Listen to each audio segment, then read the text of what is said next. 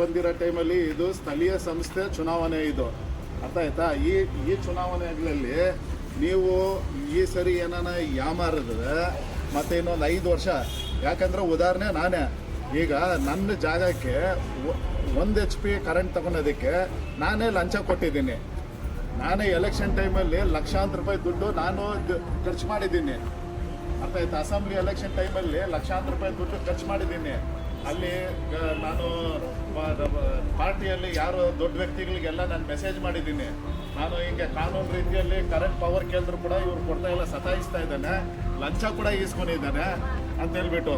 ನಾನು ಎಲೆಕ್ಷನ್ ಟೈಮಲ್ಲಿ ನಿಮ್ಗೆಲ್ಲ ಗೊತ್ತಿರೋಂಗೆ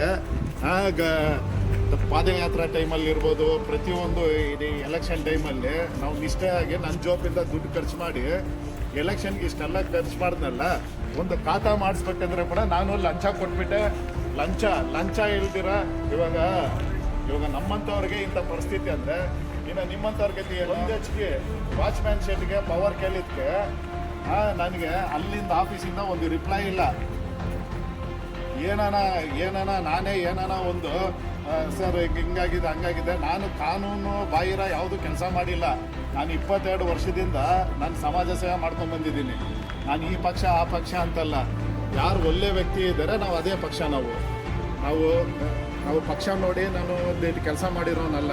ನಾನು ಯಾರ ಹತ್ರ ಹೋಗ್ಬಿಟ್ಟು ಇಲ್ಲಿ ನನಗೆ ದುಡ್ಡು ಕೊಡಿ ನಿಮ್ಮ ಪಕ್ಷಕ್ಕೆ ಹೋರಾಡ್ತೀನಿ ಅಂತ ಹೇಳ್ಬಿಟ್ಟು ನಾನು ಲಕ್ಷಾಂತರ ರೂಪಾಯಿ ದುಡ್ಡು ಖರ್ಚು ಮಾಡಿದ್ದೀನಿ. ಕಾಂಗ್ರೆಸ್ ಯೂತ್ ಸಮಾವೇಶಕ್ಕೆ 10 ಲಕ್ಷ ರೂಪಾಯಿ ಕೊಟ್ಟಿದ್ದೀನಿ ಆಗಸ್ಟಿನ. ನನಗೆ ಅದು ಯಾರವನು ನಲ್ಪಾಡೋನವನಿಗೆ 10 ಲಕ್ಷ ರೂಪಾಯಿ ಫಂಕ್ಷನ್ ಕೊಟ್ಟಿದ್ದೀನಿ. ಇಲ್ಲಿ ಎಲೆಕ್ಷನ್ ಟೈಮಲ್ಲೆಲ್ಲ ದುಡ್ಡು ಖರ್ಚು ಮಾಡಿದ್ದೀನಿ, ಎಲ್ಲ ಮಾಡಿದ್ದೀನಿ. ಆದರೂ ಕೂಡ ನೀವೆಲ್ಲ ಅನ್ಕೊಂಡಿರ್ಬೋದು ನಾವು ಕಾಂಗ್ರೆಸ್ಸಲ್ಲಿ ದೊಡ್ಡ ಮುಖಂಡರು ಅಂದ್ಬಿಟ್ಟು ಏನಿಲ್ಲ. ನಾನು ಪೆನ್ಷನ್ಗಳು ಮಾಡಿಸೋದಕ್ಕೆ ಈ ಅಮ್ಮನಿಗೆಲ್ಲ ಪೆನ್ಷನ್ ಬಂದಿರೋದು 15 ವರ್ಷದಿಂದ, ಅರ್ಥ ಆಯ್ತಾ? ಯಾರು ಏನು ಬಂದಿಲ್ಲ. ಆಯ್ತಪ್ಪ, ನೀವು ದೊಡ್ಡವರಾಗೇ ಇರ್ರಿ. ನಮ್ಮಂಥವ್ರಿಗೆ ಇಂಥ ಪರಿಸ್ಥಿತಿ ಅಂದರೆ ಇನ್ನು ಬಡವ್ರ ಬಗ್ಗರಿಗೆ ಏನು ಗೊತ್ತಿಲ್ಲದಿರೋ ಗತಿ ಏನಾಗುತ್ತೋ. ಅದಕ್ಕೆ ಈ ಸಲ ಯಾವುದು ಪಕ್ಷ ನಾನು ಯಾವ ಪಕ್ಷ ಅಂತ ನನಗೆ ಗೊತ್ತಿಲ್ಲ, ಅರ್ಥ ಆಯ್ತಾ? ನಾನು ಈ ಸರಿ ಎನ್ನೂರಿಗೆ GB ಎಲೆಕ್ಷನ್ಗೆ ನಾನು ನಿಲ್ತಾ ಇದ್ದೀನಿ. ಎಲೆಕ್ಷನ್ಗೆ ಸೋಲು ಗೆಲುವು ಅದಾದಮೇಲೆ ನಾನು ನಾಮಿನೇಷನ್ ಆಗಬೇಕಂದ್ರೆ ಇಲ್ಲಿಂದನೇ ನಾಮಿನೇಷನ್ ಆಗ್ತೀನಿ. ನಾವು ಪ್ರಮಾಣ ಮಾಡ್ತೀವಿ. ನಿಮ್ಮ ಏರಿಯಾದಲ್ಲಿ ನೀರಿಲ್ಲ ಅಂದರೆ ಬೋರ್ ಹಾಕ್ಸೋದು ನನ್ನ ಜೋಬಿಂದ, ಸರ್ಕಾರದಿಂದ ಅನುದಾನ ಬಂದಿಲ್ಲ, ಇನ್ನೊಂದು ಬಂದಿಲ್ಲ ಅಂತ ಏನೂ ಇಲ್ಲ.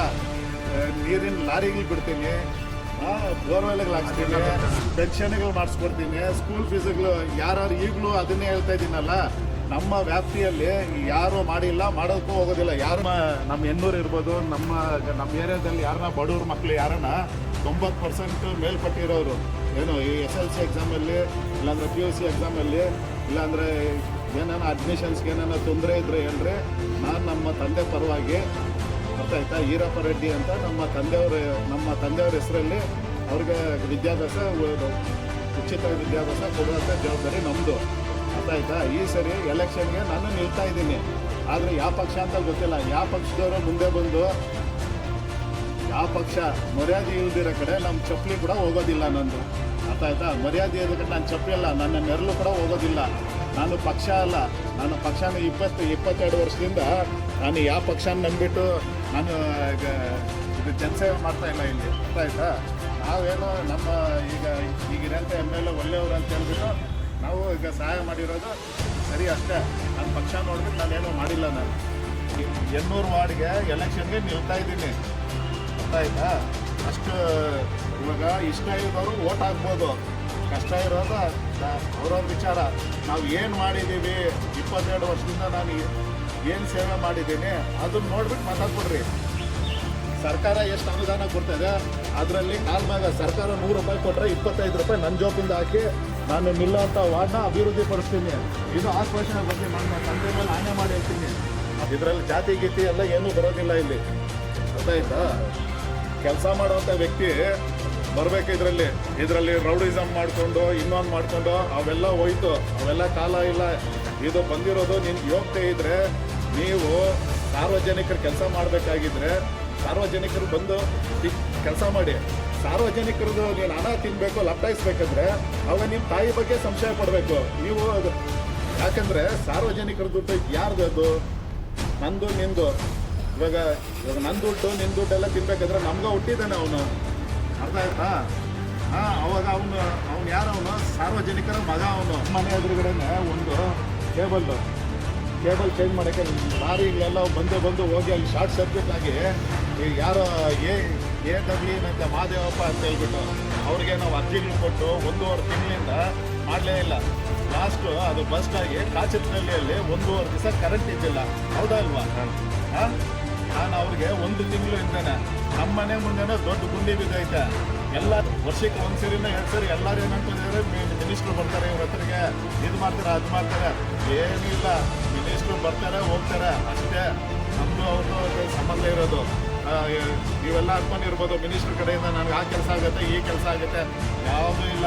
ನೋಡ್ಬಿಟ್ಟು ಈ ಸರಿ ಒಳ್ಳೆ ರೀತಿಯಲ್ಲಿ ಮತ ಚಲಾಯಿಸಿ ನಾನಂತೂ 800 ನಿಲ್ಲ ಅಂತದ್ದು ಶತಸಿದ್ಧ, ಅರ್ಥ ಆಯ್ತಾ? ಈ ಸರಿ ಎಲೆಕ್ಷನ್ಗೆ ನಿಲ್ತಾ ಇದ್ದೀನಿ ಅಷ್ಟೇ. ಈಗ